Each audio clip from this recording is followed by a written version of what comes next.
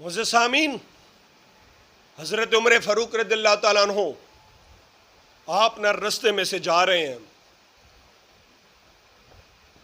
آپ رات کا وقت ہے، آپ گلی سے گزر رہے ہیں، ایک شخص آیا، کہنے لگا حضور وہ آپ کی کو کنیز ہے نا، جو آپ کی کنیز ہے. آپ نے ادھر ہی روک لیا، بھائی میری کوئی کنیز نہیں، یہ سب مال اللہ کا ہے. تو وہ بندہ کہنے لگا حضور آپ کے لیے رب کا مال حلال نہیں؟ تو آپ نے کیا خوب ارشاد فرمایا، عمر کے لیے مال اتنا ہی حلال ہے کہ وہ 2 جوڑے بس بیت المال سے لے سکے، اس سے زیادہ عمر کے لیے مال حلال نہیں. وہ بھی 1 جوڑا گرمی کے لیے ہوگا اور 1 جوڑا سردی کے لیے ہوگا.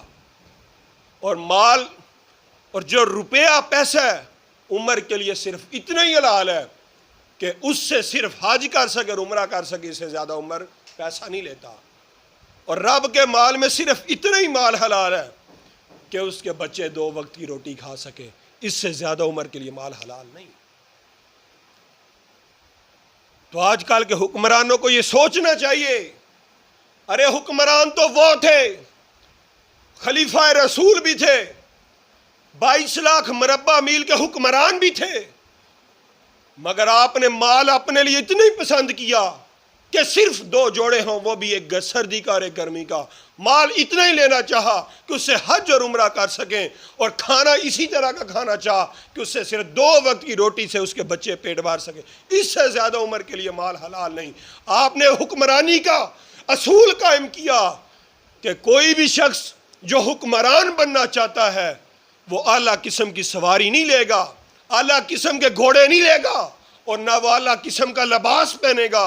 اور اگر کوئی شخص ایسا کرے گا تو پھر جا کے وہ شخص اپنی رسوائی کا سبب بنے گا. حضرت عمر فاروق رضی اللہ تعالیٰ عنہ کے بارے میں آپ نے ایک شخص کو گورنر بنا کر بھیجا، تو کسی نے شکایت کر دی کہ حضور آپ کا فلانا مشیر، وہ فلانا وزیر، وہ تو اعلیٰ قسم کی سواری لیتا ہے، وہ تو بڑے بڑے گھوڑے لیتا ہے، اور وہ تو ریشمی لباس پہنتا ہے. آپ نے تو پابندی لگائی ہے کہ عمر فاروق کا کوئی بھی وزیر یا مشیر اعلیٰ قسم کی سواری نہیں لے گا، گھوڑے نہیں خریدے گا. مگر حضور اس نے تو آپ کی بات الٹ کر دیا.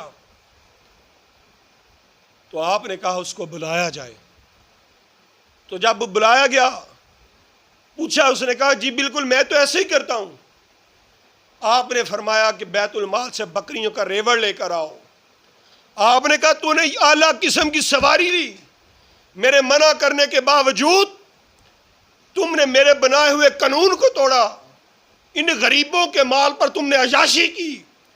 عمر اب تمہاری یہ خواہش، عمر اب تمہیں یہ سزا دیتا ہے، عمر اب تمہیں یہ سزا دیتا ہے کہ تم جا کے مکے کی گلیوں میں اور پہاڑوں میں ان بکریوں کو چرایا کرو.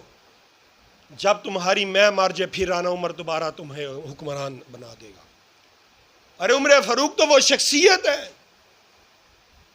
کہ جنہوں نے حکمرانی کا تصور ایسے دیا کہ اس حکمرانی کے منصب پر کوئی شخص اعلیٰ لباس نہیں پہن سکتا، کوئی اعلیٰ کھانا نہیں کھا سکتا، کوئی اعلیٰ سوٹ نہیں پہن سکتا. عمر فاروق کا تو تصور یہ ہے. دعا ہے اللہ تعالیٰ عمر فاروق جیسے حکمران